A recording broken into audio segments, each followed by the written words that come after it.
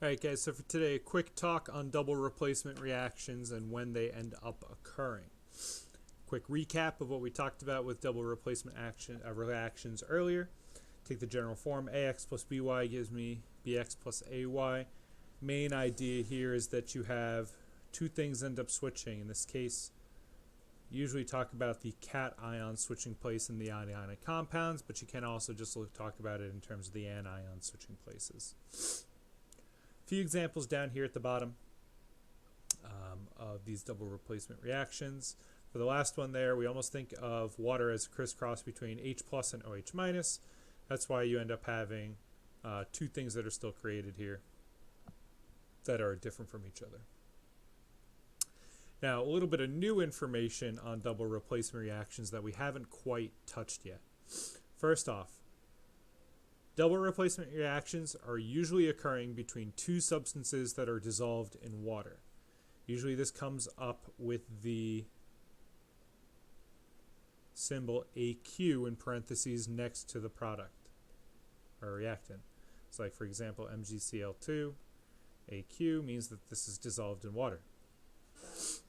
Second off, and this is the more important part here, is that double replacement reactions, when they're dissolved in water like this, have to result in one of the following three things: the creation of a gas, creation of water, or the creation of a precipitate. Now, what we're going to do here for today is explain why that is and why this makes sense moving forward. So rather than just answer the question, let's talk a little bit about it. First off, let's talk about what happens when we have ions dissolved in water, because that's what we're looking at here.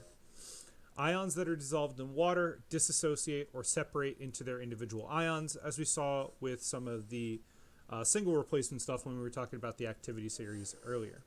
So for example, when we have CaCl2, which is soluble, meaning that it does dissolve in water, it splits up into the Ca2 plus ions and the Cl minus ions, and then just kind of spread apart from there.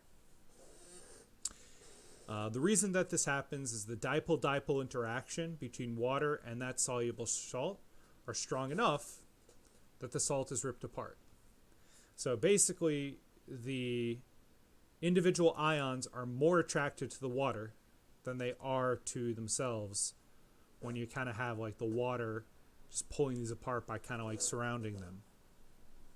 So kind of when we think about this way, we have like the Ca2 plus and the Cl minuses that are normally there. And then when it gets surrounded by like multiple water molecules, where the partially negative oxygen is going to be attracted to the calcium and the partial positive hydrogens are attracted to the chlorines. When enough of these water molecules kind of surround and are attracted to their respective parts, this ends up being strong enough that these get pulled apart from each other. So with some insoluble salts, the reason that things become insoluble is because some things are not strong enough.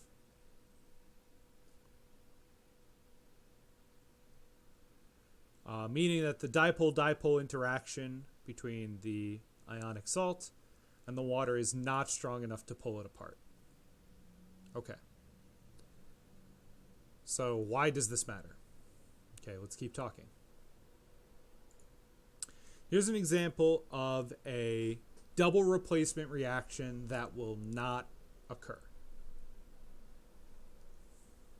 So this one right here, this is a no reaction. I'll kind of spoil that for you guys right now. This is not going to occur. This is not going to result in an actual reaction.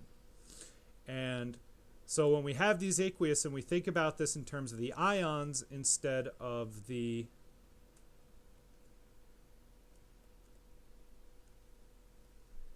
like the compounds themselves, we can kind of see that like the first part of this, we have NaCl splitting up into Na plus and Cl minus, KNO3 in the water are going to split up into K plus and NO3 minus.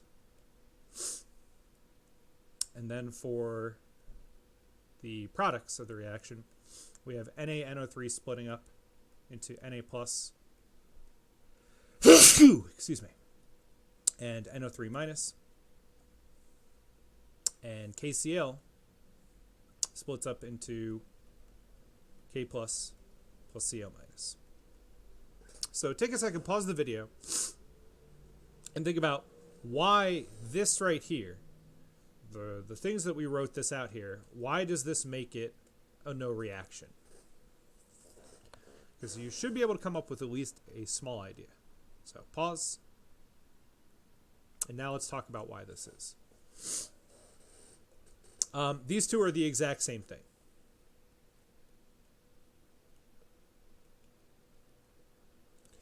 Turns out that this set of ions right here and this set of ions right here are the exact same thing, just out of order. So if water is going to pull apart the ions anyway, we end up having sodium ions on both sides. If we take a look at this, we have sodium ions, we have NO3 ions, and we have Cl minus ions, and we have K plus ions. We have the same combination of ions on both sides.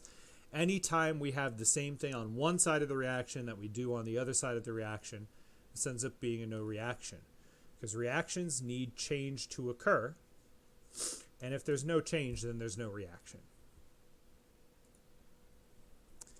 So in this example here, if I have a beaker of sodium chloride and potassium nitrate on the left, and I have a beaker of sodium nitrate and potassium chloride on the right, these two beakers are exactly the same as each other. There's no difference between what's on the left versus what's on the right. So because there's no change, there is no reaction. So let's go back to that original rule that we were trying to confirm. We said in order for a new substance to form, double replacement reaction must result in one of the following. There has to be a creation of a gas. So here, when we have a gas that's being created, this substance would not split. This means that something new is formed overall. It wouldn't be exactly the same thing on both sides of the reaction. The creation of water. Again, with the creation of water here, water is not going to split.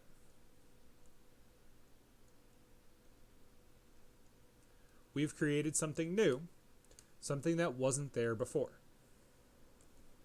And then lastly, we have the creation of a precipitate, where here we have barium chloride being soluble, sodium sulfate being soluble, creating sodium chloride, which is soluble, and then BaSO4, which is insoluble and would not split.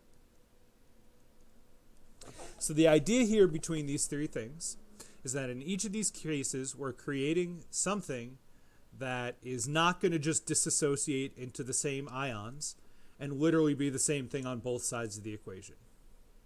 So in order for a double replacement reaction to occur, one of these three things has to take place in order for a new substance to be formed. So let's take a look at these three double replacement reactions and pull out these equations based off the information that's given here. I'm going to give you guys a second to pause, and then I'll go over these three for you guys.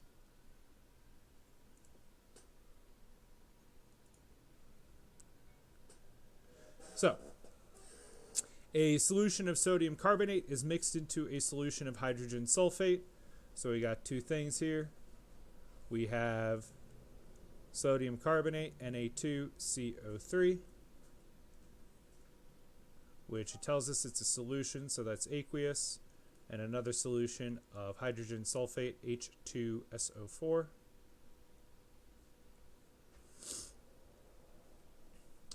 One of these products will immediately decompose into water and carbon dioxide.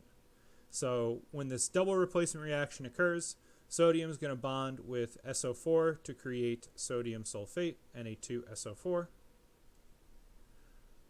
which is going to stay dissolved. And then hydrogen and carbonate together forming hydrogen carbonate is going to be the one that decomposes into water, H2O, and carbon dioxide, CO2.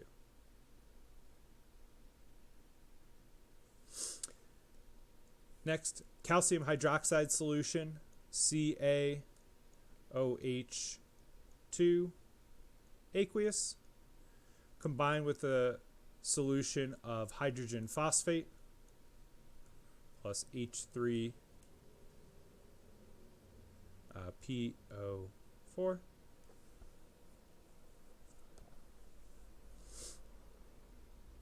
Calcium is going to combine with the phosphate to make calcium phosphate, Ca3PO4 2, which will stay dissolved in water. And then hydrogen and hydroxide are going to combine together to create water molecules. Now this is currently unbalanced, so doing a quick balancing job on this.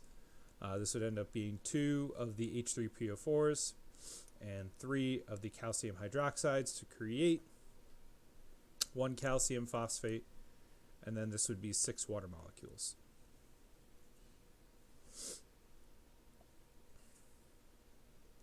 And then lastly, we have silver 1 nitrate solution mixed with potassium chloride solution. So AgNO3 for silver 1 nitrate, AQ, plus potassium chloride, KCl, AQ. And then it tells us the silver compound created as a result precipitates out of the solution. So this is AgCl, which ends up being our insoluble compound, not splitting up into its ions, which we label as S. And then potassium nitrate, KNO3, which will end up being aqueous still.